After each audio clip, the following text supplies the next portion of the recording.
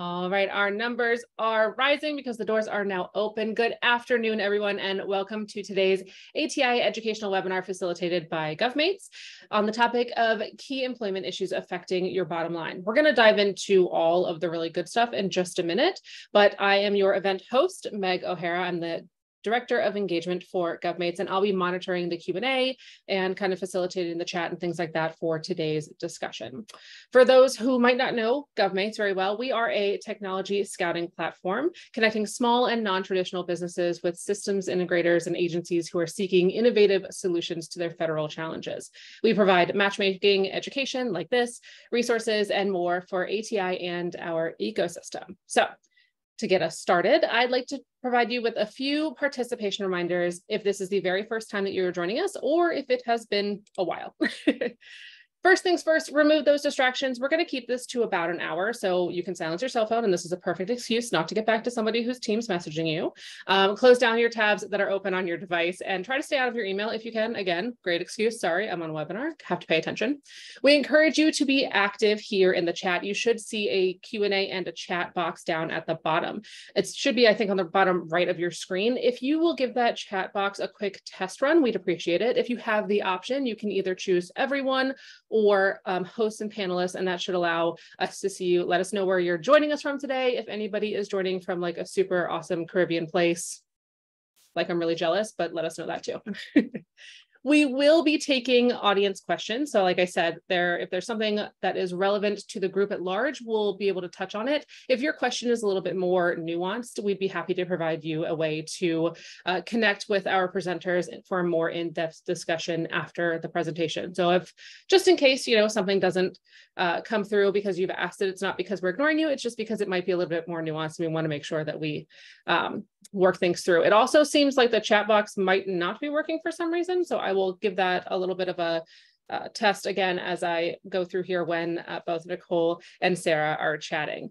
And then finally, there will be a recording of today's discussion. So once that's processed and posted, we'll email it out. But if you don't get it, you can email ati@govmates.com. That address will also be at the end of the presentation, and request that we'll get it over to you. So this is where I get to introduce today's presenters to you. And these are GovMates friends from PilieroMazza, and we absolutely love having them with us. So we're glad and very lucky to have them on today. Nichole, I'm going to throw it over to you first. Yeah. Thank you for joining us. And can you tell us a little bit about who you are and what it is that you do? Yeah, so thanks for having me. Many thanks to ATI and GovMates. Again, my name is Nichole. I am a partner at PilieroMazza. Been with them for about 11 years. And like many folks that get into GovCon, I came into the world with just a general labor and employment law background, and very quickly learned that GovCon is its own animal.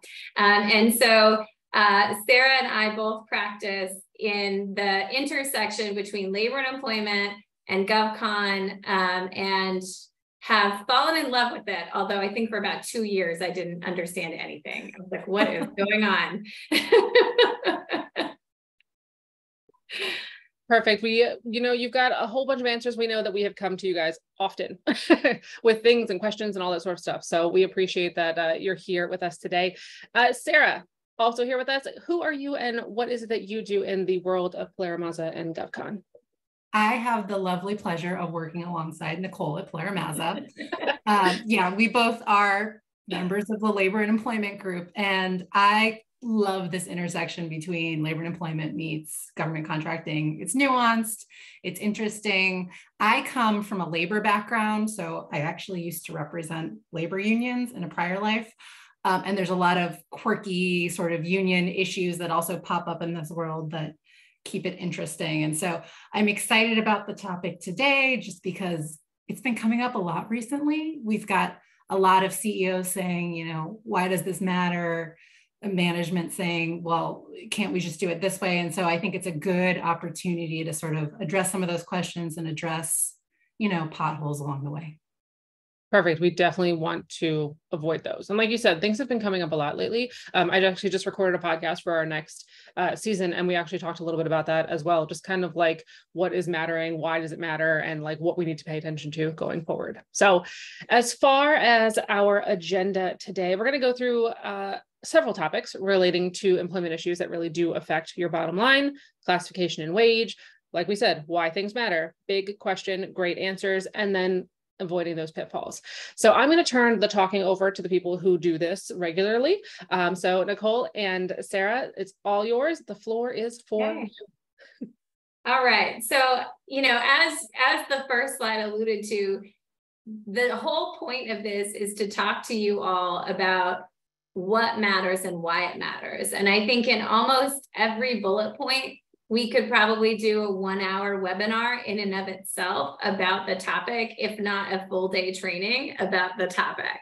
So the goal of today is to help you understand why certain things matter, why you should pay attention to them. And if you think, oh man, like we really need to focus on that more, certainly would be happy to point you in the direction of additional resources, training, talk to you about it, etc. But you might be like, well, wait a second, I didn't understand a term. Please ask a question if we do something like that. But otherwise, we're here to have a discussion about kind of at that 10,000 foot view before you jump out of that airplane, right? So in the first broad topic is classification. And classification is always on Sarah and I's hot list because it's not only classification about exempt or non-exempt or who should be salaried, but in GovCon, you've got prevailing wage requirements, you've got the Service Contract Act, you've got the Davis-Bacon Act. You might have state requirements for prevailing wage if you're, say, a trucking company in California. You have all of these classification issues and they layer on top of each other.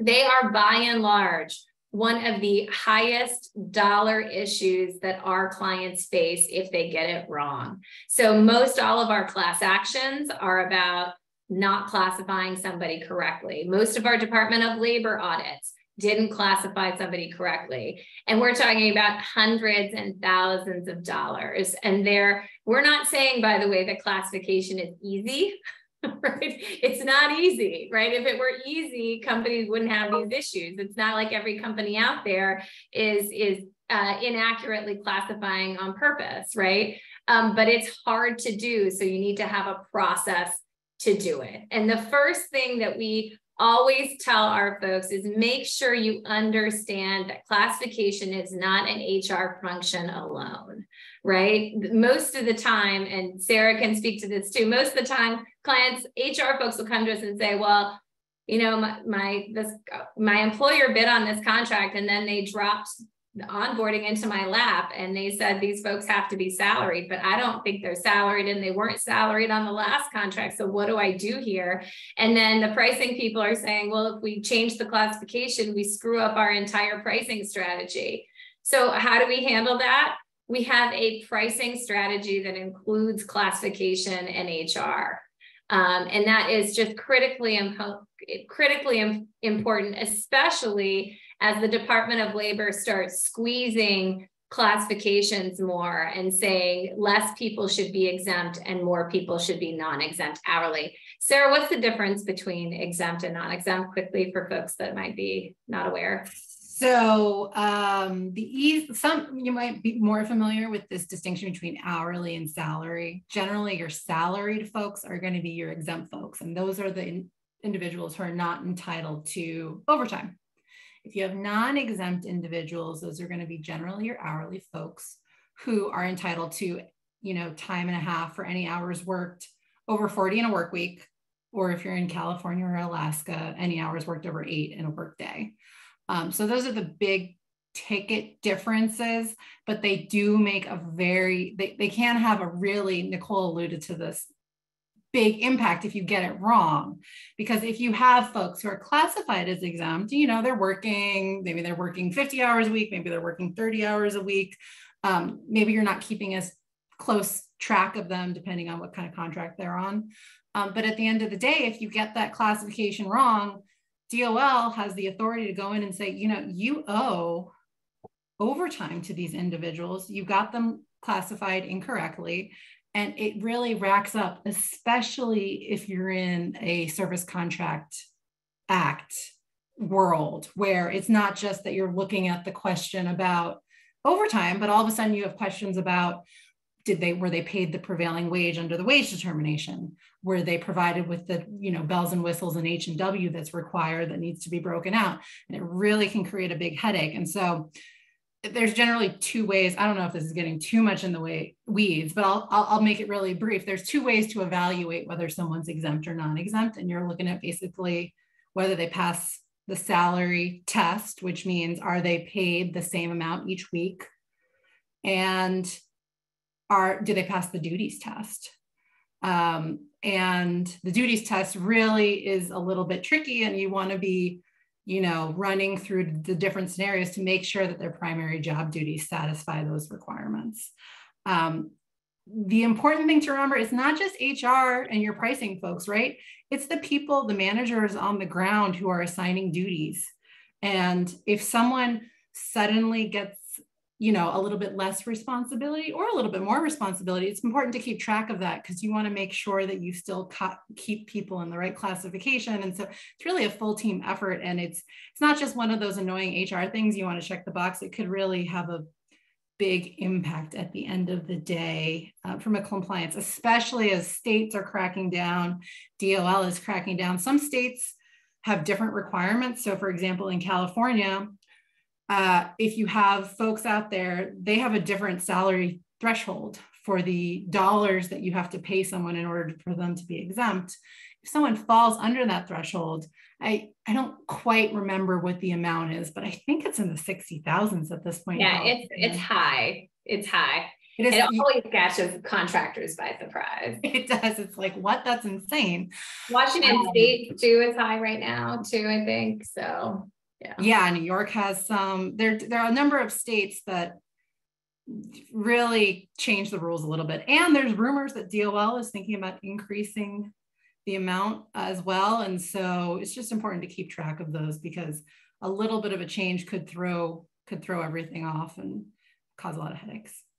Right. It's not that different with the difference between, independent contractors and W-2 employees, right? A lot of businesses say, well, this is how it's done in my industry. We always have people be 1099, so like every competitor does. Well, there's kind of this attack on independent contractors and a test that goes along with that. And the hard thing about 1099 independent contractors is that you have multiple agencies and multiple states and legal platforms where those rules are different, right? So let me give you an example of that. In Maryland, let's say, there is a slightly different rule between the federal Department of Labor standard for 1099s, the state standard for 1099s, the unemployment standard for 1099s, the IRS standard for 1099s, and they have some things in common, but they are not the same. For example, Maryland unemployment says if the person essentially doesn't have a website and a business card, they don't care what your contract says, they don't care about any of that. And so you're going to have unemployment levied against you, even if you classify them as 1099s for other purposes. So it is a complex web of classification issues out there. And you have to find the system that works the best for you and that can be implemented with your team, right? So leaders in an organization have to be, we can implement or help implement lots of policies and systems, how to document why we classify people in a certain manner. But if that system is not workable within your organization, it's not going to get done and it's not going to help you, and you've wasted a lot of time and money. So it's worth trying to figure out a system of classifying employees that gives you some peace of mind that you're not going to get hit with some large class action lawsuit, but also that's workable within the organization. And there will be positions where you just contemplate risk. right? It's a gray area. We're not sure. No one's going to give us the 100% answer. So we're going to measure the risk. How many positions is it? Does this position incur overtime? Is it a prevailing wage position? We're going to measure that risk, and you make a business decision. We'll also often receive comments like, well, the employees want to be classified as exempt. They think it would be a demotion to be moved to non-exempt, or they really want to be a 1099. They've come to us and asked for this. And I mean, on the one hand, sure, maybe that helps out. They're less likely to go to DOL and complain. But on the other hand, DOL really doesn't care. At the end of the day, DOL is enforcing their regulations, and their job is not to, find a symbiotic relationship and make sure that employees are ultimately happy with the outcome. They're looking to enforce their regs, and generally their directive is, find employees versus consultants, and find folks as non-exempt versus exempt. And so ultimately, like Nichole said, that's a risk kind of factor you have to consider.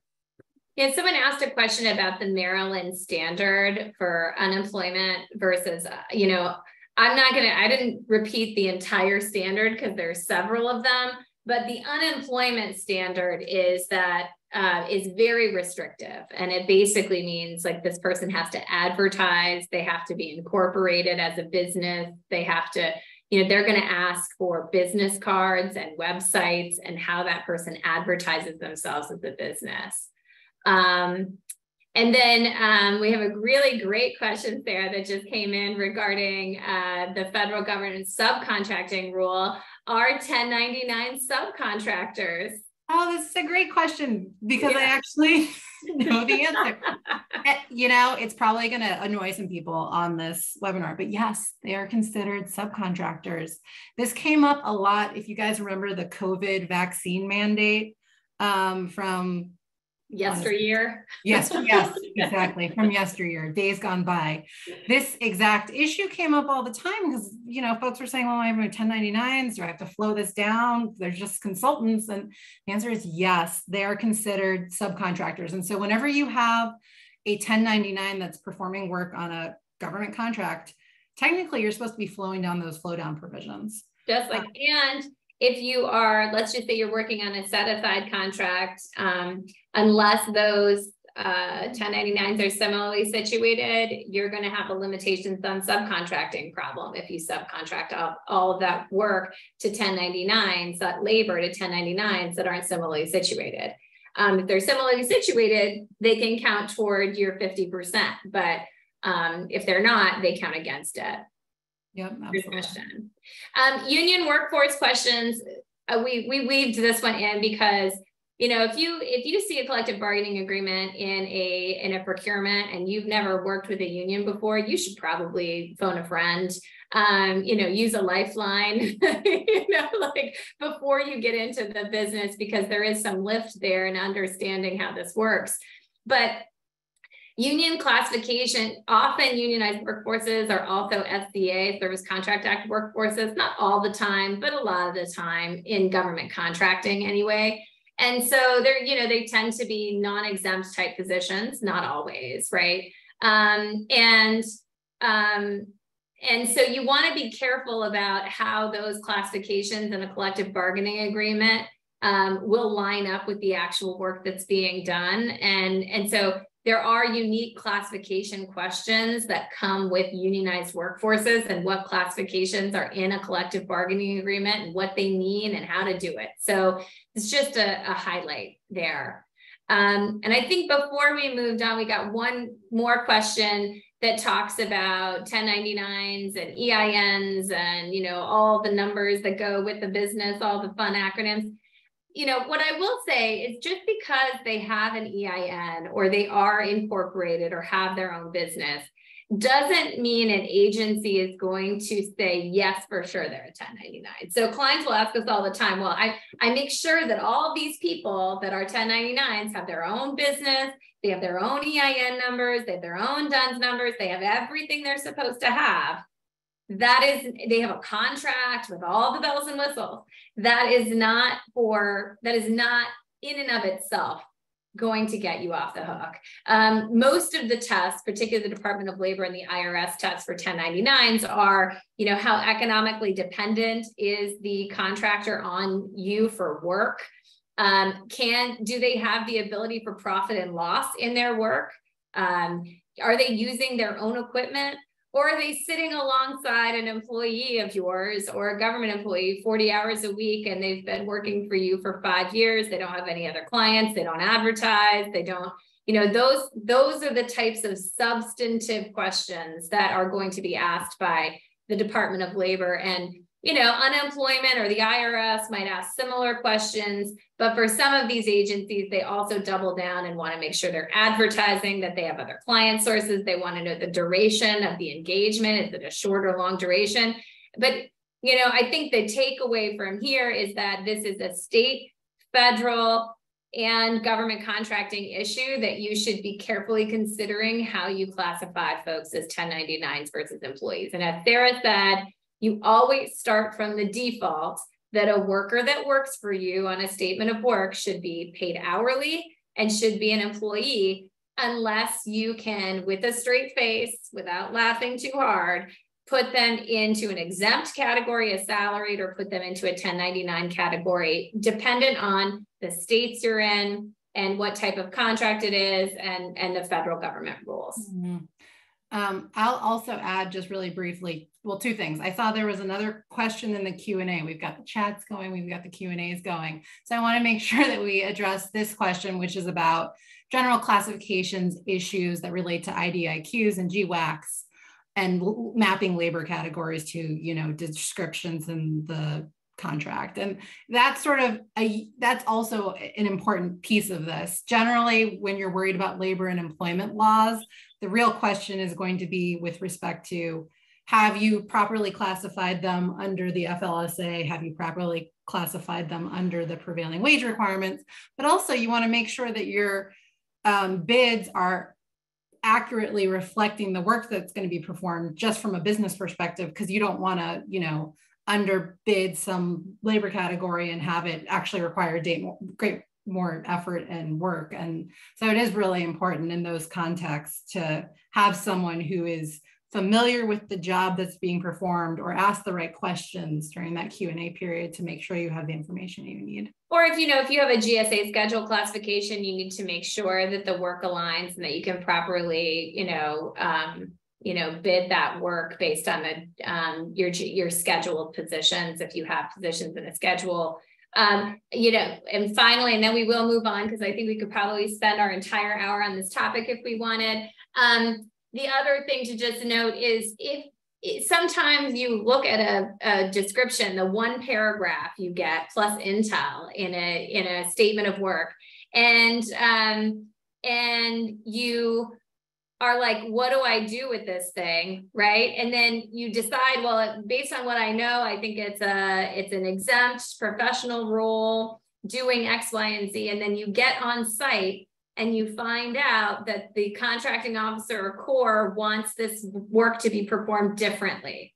And you no longer think that work is exempt based on what the CO or the Corps wants you to do. You need to immediately shift that to a non-exempt position and then work with the Corps if there's a change there, or press or push back on, this is what our statement of work says we're supposed to do. So unless you want to modify that statement of work, it's a change, and deal with it that way. And I know after this question, we're going to move on. I promise we're going to move on. So what do you do if there's not, the question is, what do you do if you have a classification of worker, it's an SCA service contract, you look at the wage determination and there's no classification there. Well, you do your best. That's the first thing you do. So these are organized by broad occupational class. And sometimes you'd be surprised there's something that fits enough. If there's not, then you have to go through a conformance process this only applies to non-exempt hourly positions, right? And you have to basically create a position through this conformance process. I'm not going to go through it here. give me a call if you want to talk about it a little bit more, but that's what it's called. It's called a conformance process. All right, next slide. It sounds like the boundaries are defined, but the gray area is large. Yes, yes, it always is. That's what lawyers are here for. We will give you that's why we have you. as we can. Yeah. Sarah, you want to kick this one off? Yeah. So another kind of common issue in this world is employment agreements. And the question is, what do you need an employment agreement for? Do you need an employment agreement at all? What are the benefits? What are the drawbacks, et cetera, et cetera? And a lot of the topics that we often see encapsulated within employment agreements are really in flux right now. So some of the things I'm going to talk about are, non-compete clauses, non-solicitation clauses, which if you guys have been, paying attention to the news lately, they've been in sort of like the spotlight. And so we'll talk about how some of these clauses can help protect your business, especially as you're looking to transition. Maybe you're looking to sell your company down the line. There are some things you can put in place that can make it really attractive for future buyers. And so there are some really useful things to employment agreements. And then there are also some things that generally you might think, oh yeah, I should put, a term of employment in this agreement. I should make sure that I want to employ this person for 5 years. And those are some things that we can talk about. Maybe that's not how you quite want to capture it. There are some ways around that. And so the first thing to remember when it comes to employment agreements is that it's not one size fits all. It's going to depend on the employee that you would like to apply the agreement to. It's going to depend on sort of where they fall, their station in the company. Are they an executive? Are they rank and file? Are they in sales? Are they a janitor? These are all questions that ultimately should inform the type of agreement that you're going to be presenting to your employee. It's also going to be informed by the state where they're working.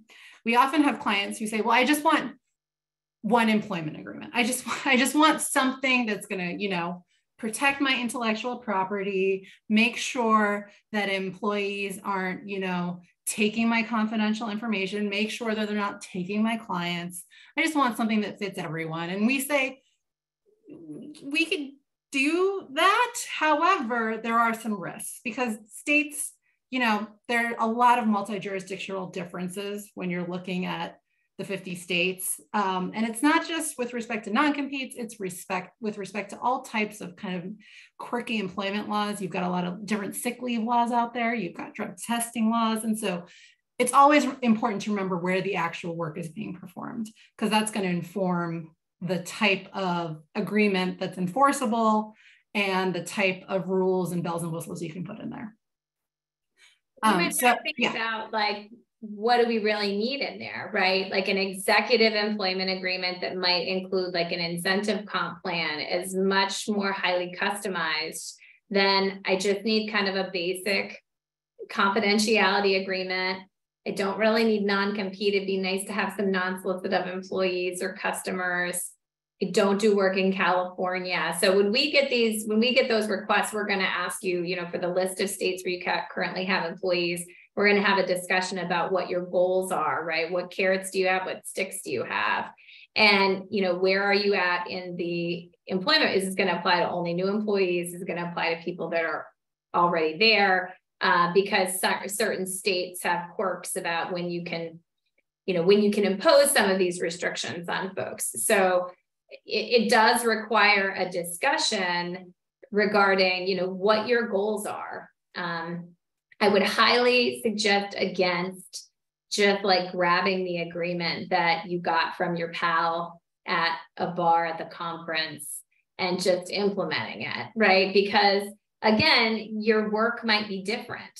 Their work might be highly specialized. It might be a lot of intellectual property, and you might run a janitorial company where you might want to apply it to certain managers, key employees, but not your general workforce, because they're not exposed to confidential information like other people are. So it just requires a little bit of thought up front about what are we really trying to achieve here? Yeah, absolutely. And I mean, in some states, they actually make it they place penalties on trying to enforce an overly restrictive non-compete. So it's not just the risk that your non-compete might be unenforceable. It's the added risk that if someone really wanted to take issue with this, they could come after the company for, unfairly restricting the employee's future employment. So it's important to keep those considerations in mind, because it's not just you might not be able to enforce this, it could actually create a bigger headache down the road. And Nichole mentioned that a big part of this is figuring out like what you want to protect. Are you worried about your IP? In which case you should make sure that you have a general non-disclosure obligation. You should make sure that you have certain bells and whistles that are going to protect where employees create work product in the workplace and make clear that that's considered the company's work product. Sometimes we'll have some companies ask to, tailor these things, which you don't need to just take the general recommended language. There's ways to collaborate with employees so that they don't feel like this is all just being pushed at them and it's, part of a process, which I think can, incentivize employees, which is another important part about your employment agreements. They don't just have to be protecting the company. They can also be used as a recruiting tool to encourage employees to come on board. And so you can include certain perks for employees that are encompassed within a contract. Generally, employment is at will, which means that you can terminate anyone with or without notice and with or without cause at any time. There are some things, though, that if you have, for example, an executive employee who you'd like to provide some additional perks, you can bake in, bonus terms, or you can bake in vacation, PTO, salary, things that you would like to promise. I would caution against, and I kind of hinted at this at the beginning of the slide, I would caution against changing the at-will employment relationship unless it's really a relationship where you need to promise this person continued employment. The better way to address that is maybe to think about severance terms. If someone is terminated after a certain period of time, that gets into just cause termination or goodwill, good reason resignations. But there are some things that you can really use to your benefit, again, depending on the specific circumstance.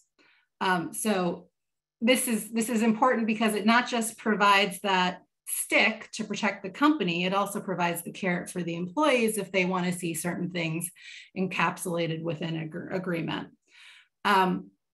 We talked a little bit about some of the state limitations on non-competes. I will add that, over the last 3 years, 4 years maybe, there has been a bubbling across states, kind of adding different restrictions on what companies can and can't do when it comes to non-competes. Some states put a minimum wage requirement. If you have employees who earn less than, depending on the state, I think in Maryland, it's $15 an hour. In Virginia, it's now up to $68,000 a year. In DC, it's in the six figures, 150,000. Like if you employ employees in those states and they earn less than those thresholds, you just can't hold them to a non-compete. You can hold them to a non-solicit in most cases that applies to either solicitation of employees or solicitation of clients, but those non-compete agreements are getting more and more difficult to enforce. And there are also states that have really quirky rules. So some states, I think it's Washington, Oregon maybe, require that you provide advance notice at least 10 days in advance of presenting a non-compete agreement to employees in order for that agreement to be enforceable. Illinois, you have to be worked there 2 years so they can sign an agreement, but it's not enforceable till they've worked there 2 years. So that's what we always ask you for, a list of states. And again, we're going to talk process.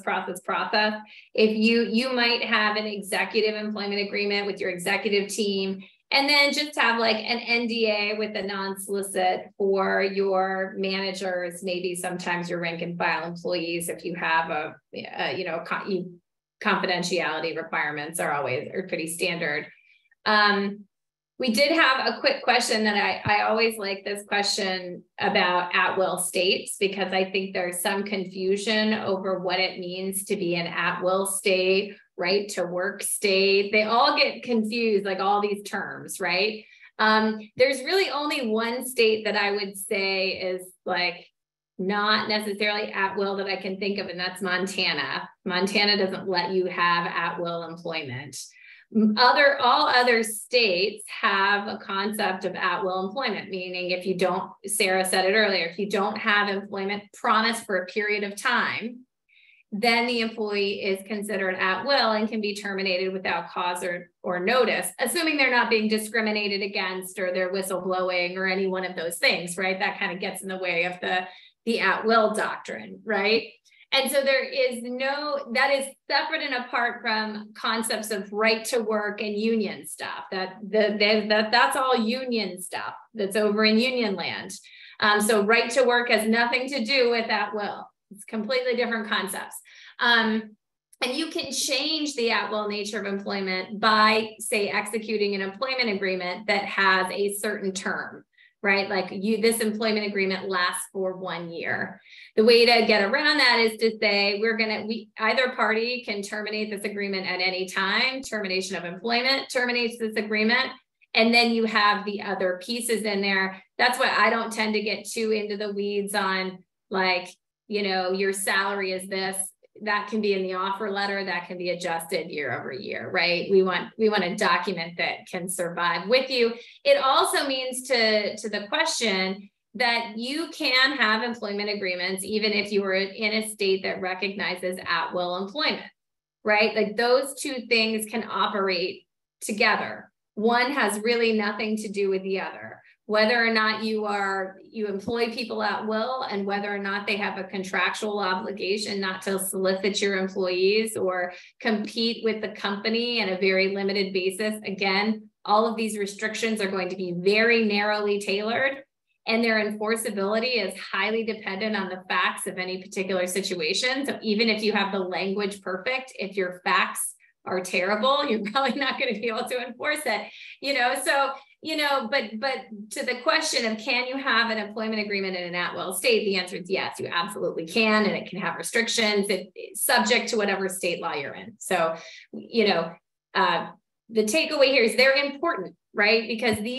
not having these things can cost the company a lot of money when your key person takes off with your confidential proprietary information or starts a company while they're working for you and undermines your client relationships.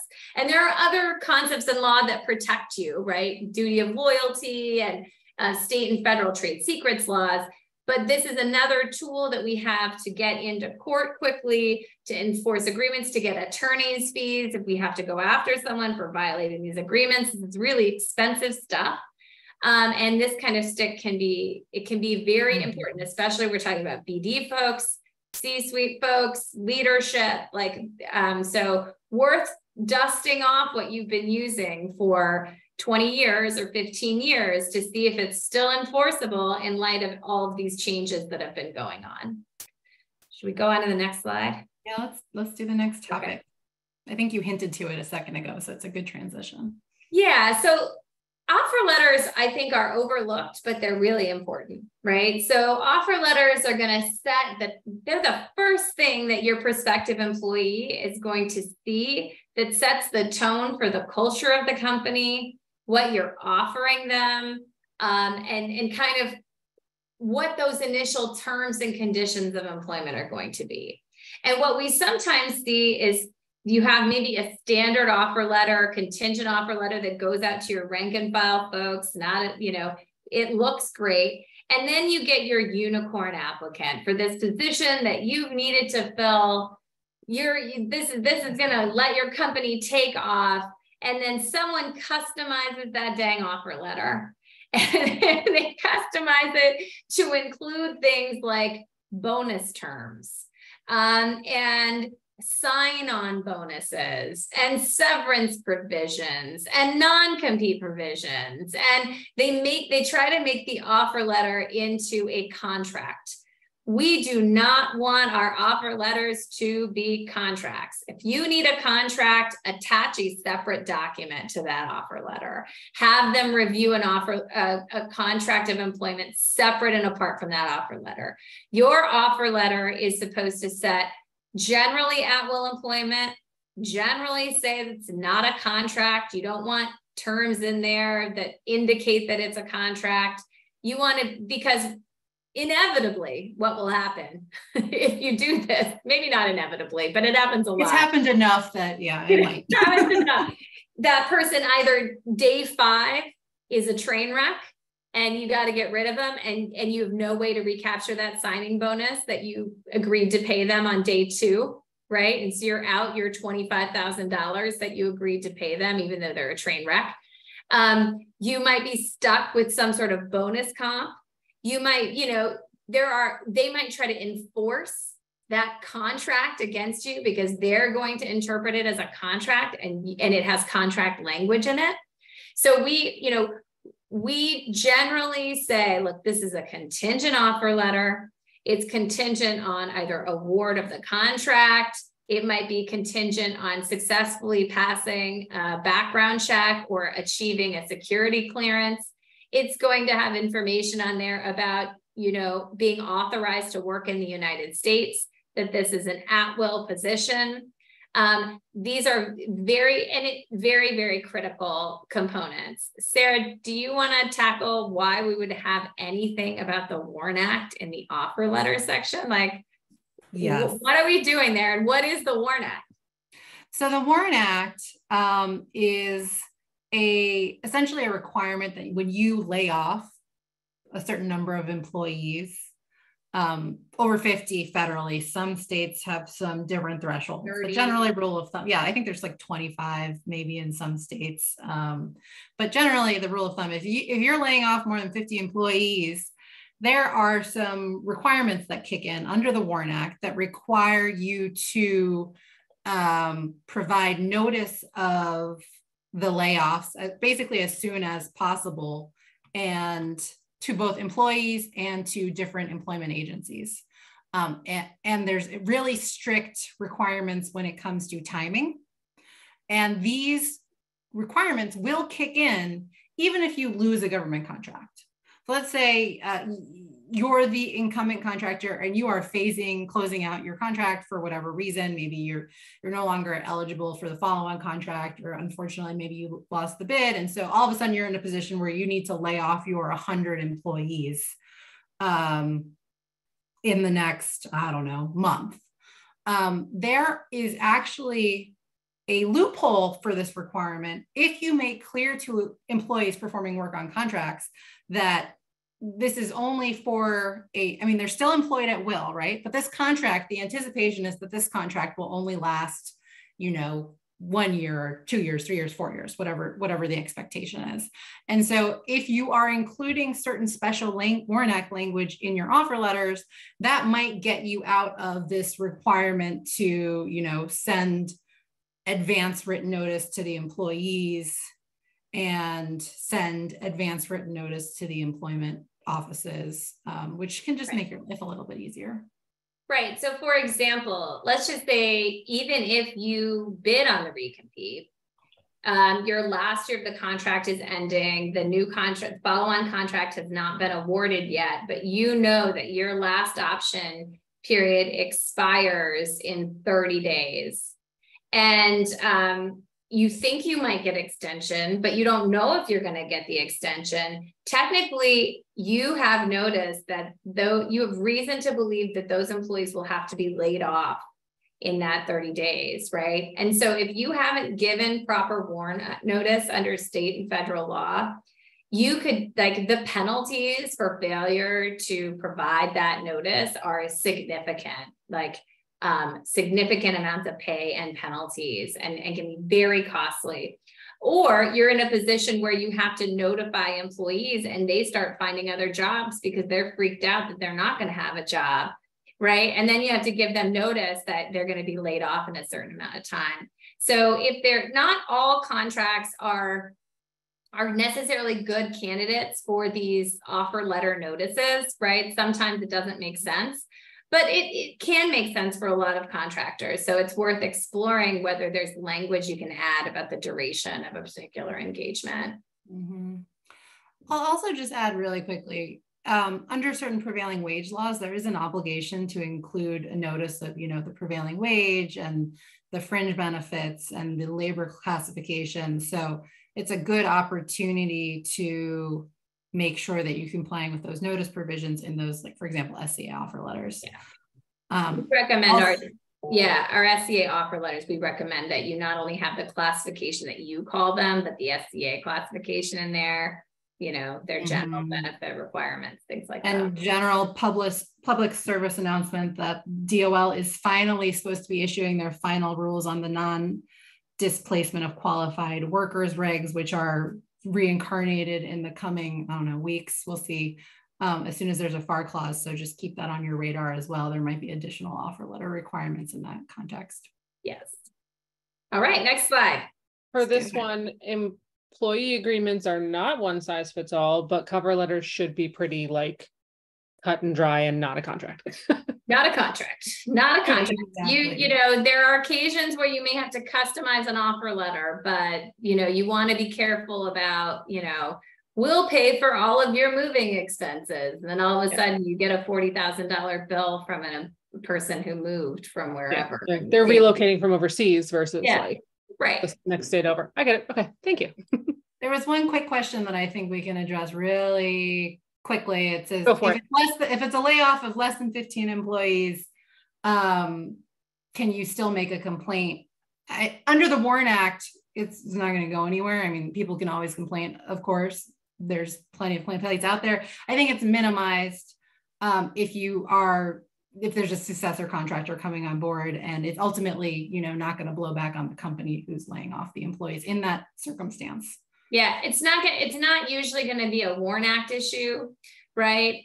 There might be other issues with layoffs from an EEO perspective that you want to be careful of, right? Like, don't lay off if all 15 of your people are over the age of 40 and everybody else that you kept is under the age of 40.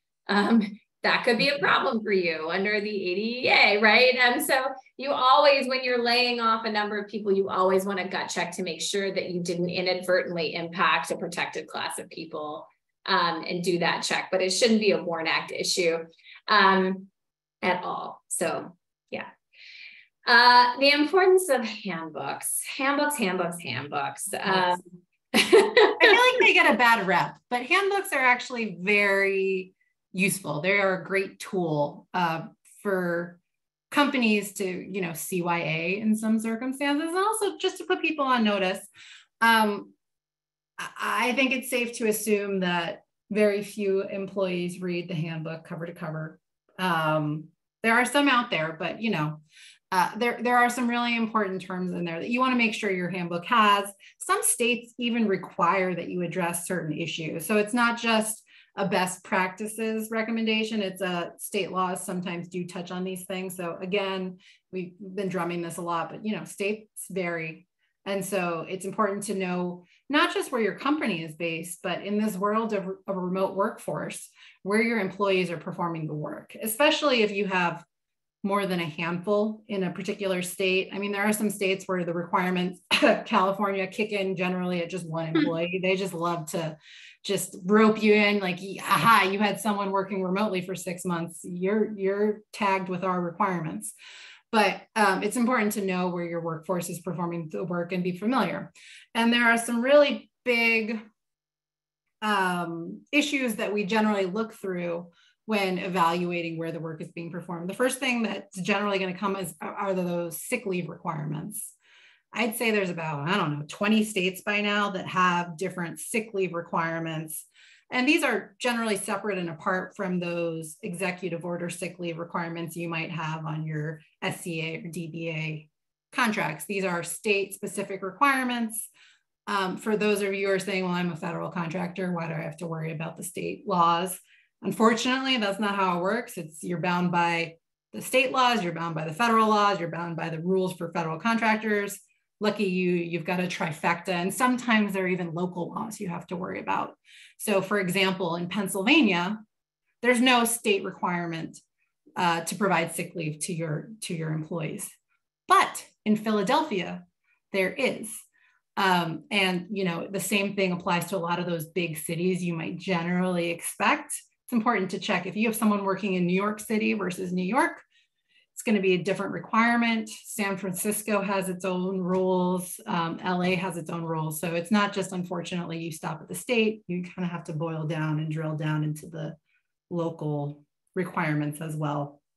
And it's important often to encapsulate these differences in an employee handbook. And generally what Nichole and I will recommend is just having state addendums that get into some of those nitty gritty, especially if you're in those states that you might expect: California, Washington State, New York, Massachusetts, Connecticut. There are some that you just might expect them to have some more regulations around employee rights and obligations. And so those are the states that might make sense to have an employee handbook, just to make sure that not just employees understand what they're entitled to, but that your HR folks and the folks who are implementing the policies and providing, you know, the requested leave know some of the landmines that they can run into that could result in an employee complaint or a lawsuit. Another big issue in handbooks is going to be your EEO policies and procedures. And so as a federal contractor, you are not just subject to those federal requirements, you're also going to be subject to those federal contractor requirements. So for example, if you have over 50 employees, you probably should address, hopefully you already have an affirmative action plan out there. You probably want to address that in your handbook. You want to address that the company regardless complies with your affirmative action obligations. You want to make sure that you're addressing those protected classes and that you have a really solid complaint procedure in mind, a non-retaliation procedure if someone does file a complaint. Many states also require sexual harassment provisions, or in some cases, sexual harassment training. These are all things that it's not just about the fact that it's in a handbook. There's actually requirements that you address these issues and make sure that you have a process in mind.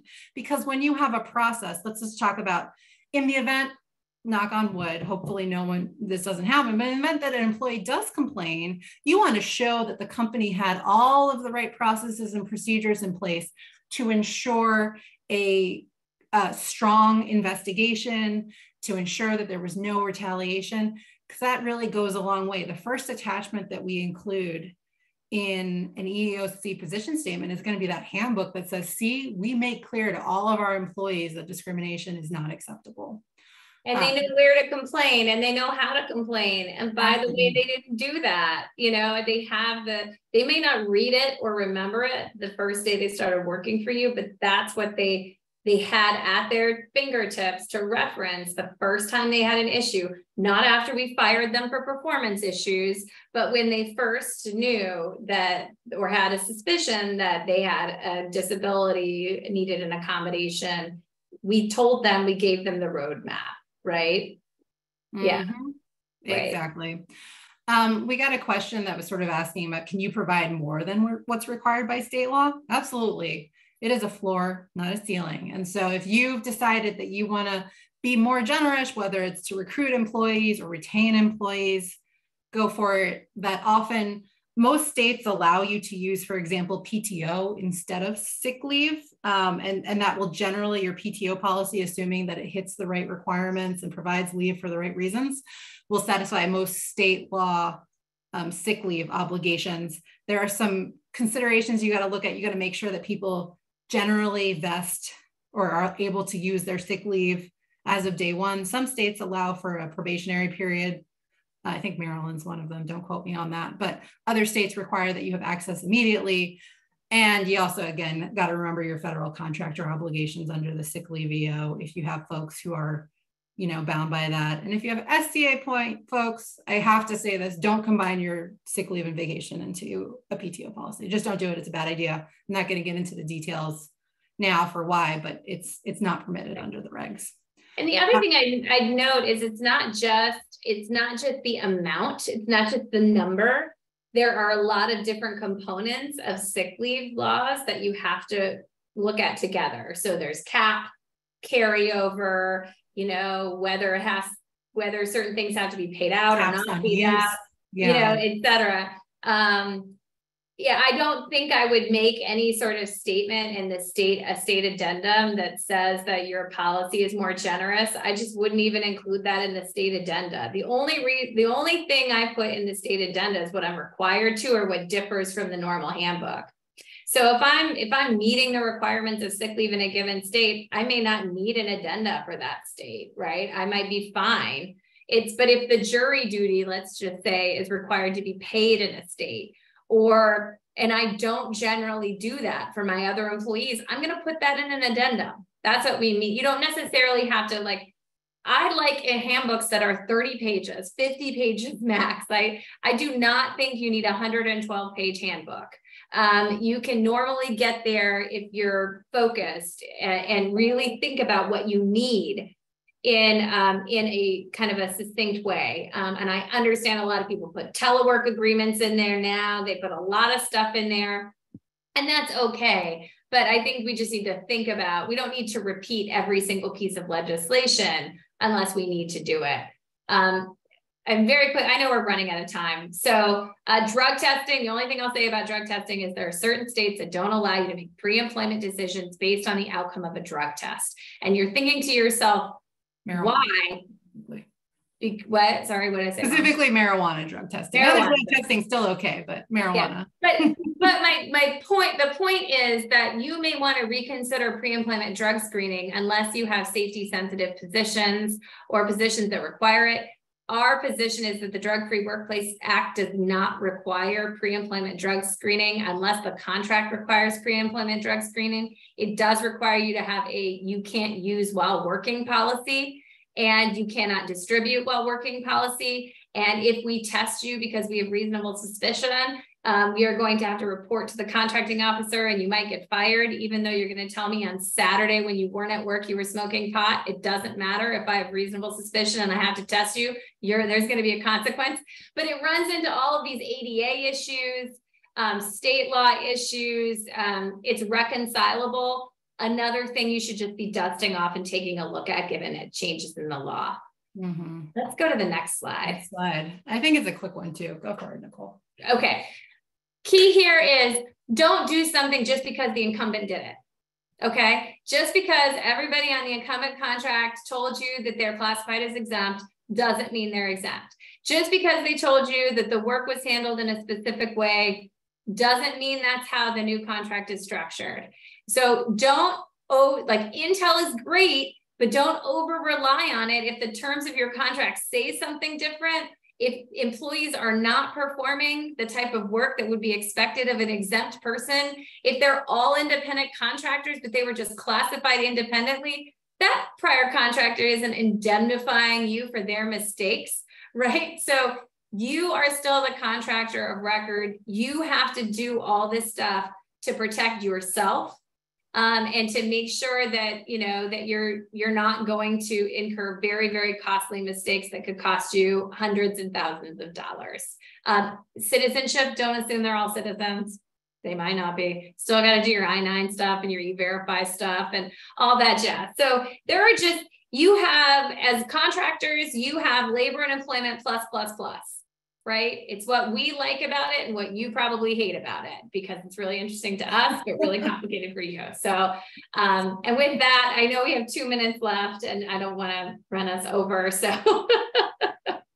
no, but I don't know that I feel like I understood hey, don't just plug and play from the past person, but it really does, just because something was the standard previously doesn't mean that you can go forward and use that, especially as things change, which you guys identified, things are changing, new regulations are coming down, new things are being looked at, the workforce is changing.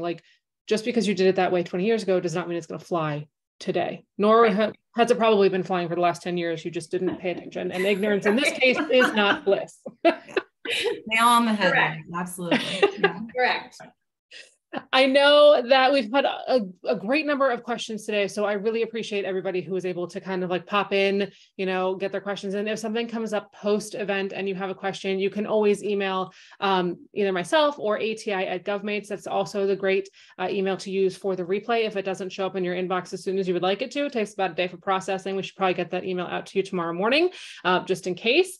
And then a big thank you, Sarah and Nichole, to both of you and the PilieroMazza team for their support here, as well as everybody in the audience for joining us today. You can connect with us on LinkedIn should you choose to. And as a reminder for the ATI folks that are on the line, we being GovMates, we're hosting our annual summer virtual matchmaking event for ATI members on August 9th. So if you want to participate in that, I'm talking like virtual isn't like you can join from your home office, your regular office, your beach house, wherever it is, but email ATI@govmates.com in order to get the link to register. It's free because you guys are ATI members, so that works for us.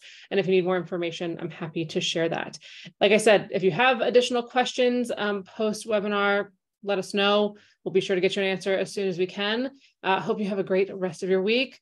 Nichole, Sarah, anything else to add before I release Thanks everybody? Thanks for having us. It was fun. Appreciate it. Perfect. And we'll see you guys on the next one. Make sure you keep an eye on your email for our next event. Have a great rest of the week. Bye, everyone.